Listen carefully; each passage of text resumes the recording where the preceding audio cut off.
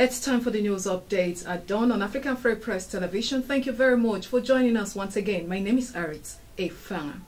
President Muhammadu Buhari has approved the appointment of Professor Umaru Garba Dambata as Executive Vice Chairman of the Nigeria Communication Commission, NCC. This is contained in a statement issued by Special Advisor to the President on Media and Publicity, Femi Adesina. Adesina said Dambata's appointment as Executive Vice Chairman of NCC is for 5 years in the first stance. Dambata takes over from Dr. Eugene Juwa, whose tenure expired on July 29, 2015. Rivers State Resident Electoral Commissioner Mrs. Gisila Gan may have died. Information reaching us from eyewitnesses around the University of Abuja Teaching Hospital, Gwagwalada, confirmed that her lifeless body was taken into the emergency ward by a group of doctors who were escorted by some DSS personnel yesterday afternoon. The entire hospital is said to have been surrounded by operatives of the DSS. Hospital sources meanwhile said she was brought in clinically dead, but efforts were being made to revive her. The Nigerian Senate confirmed the appointment of Nigeria Service Chiefs yesterday. Those confirmed are Major General Abayomi Olonishakin, Chief of Defense Staff; Major General Tukur Buratai, Chief of Army Staff; Rear Admiral Iboete Ibas, Chief of Naval Staff; Air Vice Marshal Sadiq Abubakar, Chief of Air Staff, while Air Vice Marshal Monday Morgan was named Chief of Defense Intelligence. The People's Democratic Party in Ekiti State has accused the leaders of the All Progressives Congress in the state of begging some notable monarchs and other influential indigents of the state to intervene in the murder cases filed against its members. The party alleged that the APC in the state had approached about 5 highly placed traditional rulers in the state to appeal to Governor Fayose in order to evade justice. A statement yesterday issued by the State Publicity Secretary of the PDP, Mr. Jackson Adebayo, revealed that the APC set up a special delegation led by former deputy chairman of the party to carry out the assignment in an obvious move to save the accused persons from being convicted. Deputy Senate President Ike Ekweremadu will lead some senators to Adamawa State tomorrow for an on-the-spot assessment of the Boko Haram danger currently ravaging some areas in the northeast states of Borno, Yobe, and Adamawa.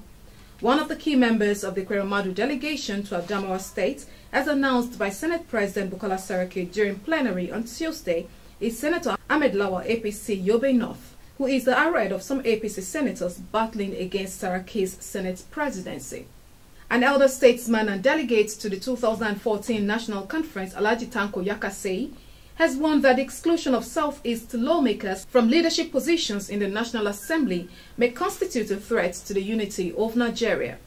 Yakasei, who spoke in an interview with newsmen in Kano yesterday, described the sharing of positions as lopsided, warning that if personal interest is allowed to override national interest, it will not augur well for the strength and unity of the country.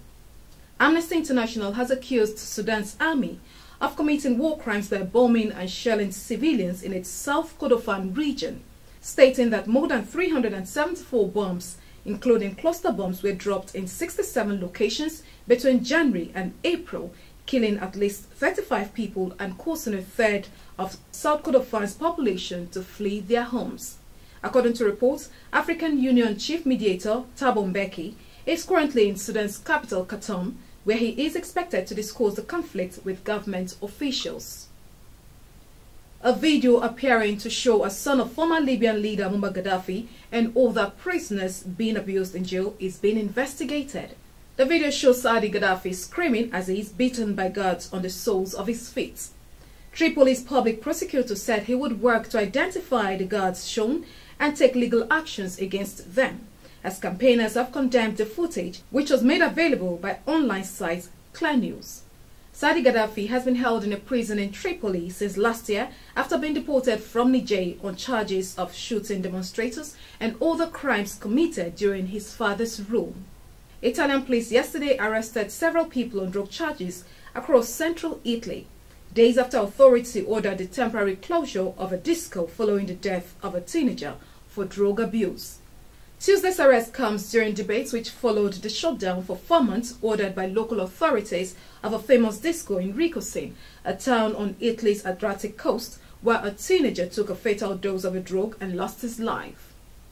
Experts are due to examine a part of a wing that washed up on the island of Reunion last week and is thought to have belonged to the missing flight MH370.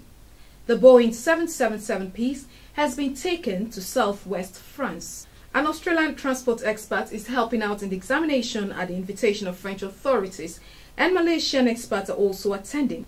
According to official reports, they may pronounce on the origin of the wing either on Wednesday or later this week.